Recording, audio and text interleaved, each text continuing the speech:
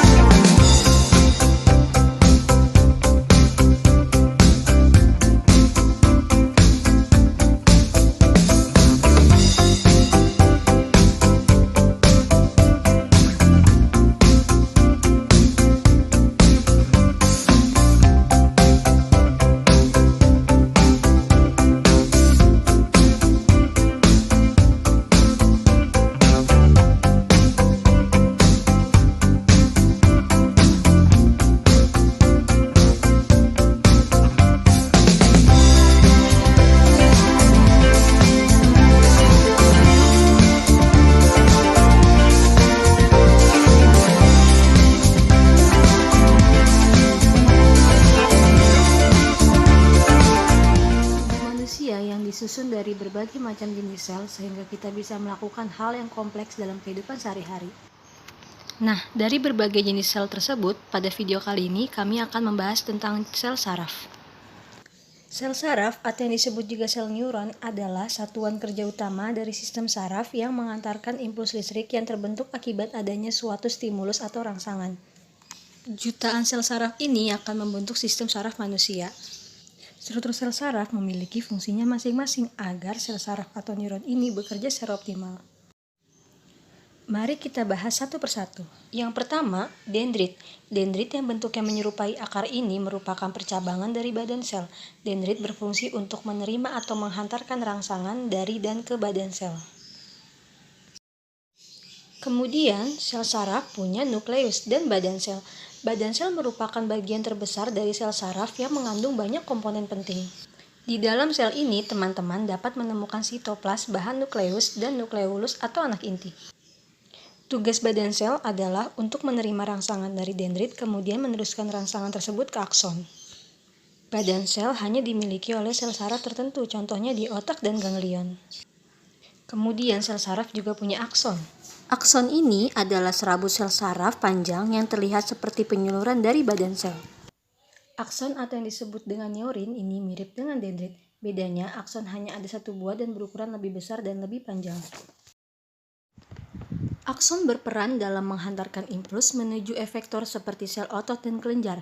Pada banyak sel saraf, akson dibungkus oleh sebuah selaput, yaitu disebut dengan selaput mielin.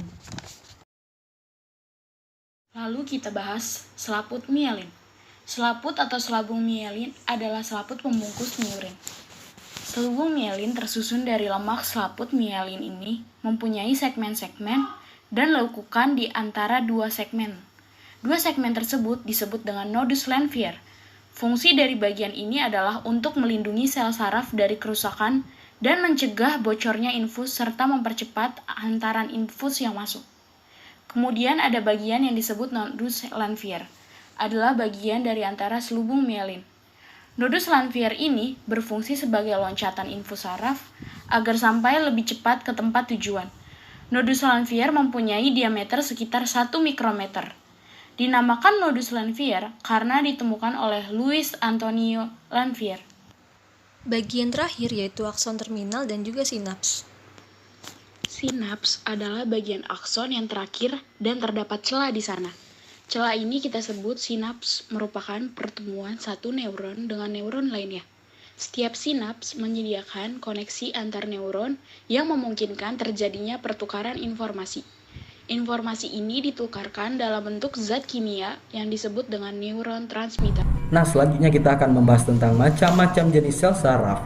Berdasarkan fungsinya, sel saraf dapat dibagi menjadi 3 kelompok, yaitu sel saraf sensorik, sel saraf motorik, dan sel saraf konektor. Sel saraf sensorik adalah jenis sel saraf yang berfungsi untuk menghantarkan impuls dari reseptor di tubuh ke sistem saraf pusat, yaitu otak dan sumsum tulang belakang. Sel saraf ini sering juga disebut dengan sel saraf indera. Kemudian ada sel saraf motorik, yang merupakan jenis sel saraf berfungsi untuk menghantarkan impuls dari sistem saraf pusat ke sel otot atau kelenjar, sehingga tubuh akan menanggapinya dalam bentuk bergerak atau menghasilkan suatu produk sekresi. Nah, yang terakhir kita punya sel saraf konektor, yang merupakan jenis sel saraf untuk menghubungkan sel saraf motorik dengan sel saraf sensorik, atau menghubungkan banyak sel saraf lainnya yang terdapat di sistem saraf pusat. Nah, kemudian ada juga macam-macam jenis sel berdasarkan strukturnya, yaitu sel saraf unipolar, sel saraf bipolar, dan sel saraf multipolar. Sel saraf unipolar adalah neuron atau sel saraf yang mempunyai satu buah akson yang bercabang. Sedangkan sel saraf bipolar adalah neuron yang mempunyai satu akson serta satu dendrit.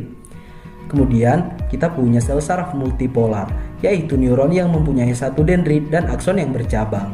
Nah, setelah tahu tentang struktur dan fungsi sel saraf ini, tentu dong teman-teman penasaran gimana sih saraf tersebut bisa membuat kita bergerak. Yuk disimak skema gerak berikut ini. Jadi gerakan itu ada dua, gerakan refleks yang tidak dapat dikontrol dan gerakan sadar yang dapat dikontrol. Gerak refleks terjadi ketika adanya impuls atau rangsang, contohnya ketika kita memegang api, kemudian rangsangan ini diterima oleh tangan. Lalu rangsangan ini diteruskan ke sumsum tulang dan informasi yang ada diolah oleh sumsum tulang. Setelah itu sumsum tulang memberikan informasi kepada tangan untuk menghindar. Sedangkan gerakan refleks berhubungan dengan otot yang dapat dikontrol oleh tubuh. Misalnya, ketika ada impuls atau rangsangan, katakanlah ketika kita ingin mengambil suatu barang, impuls akan dikirim ke otak. Kemudian otak memberikan respon kepada otot sehingga kita dapat mengambil sesuatu tersebut. Nah, itulah pembahasan tentang sel saraf atau neuron pada video kali ini.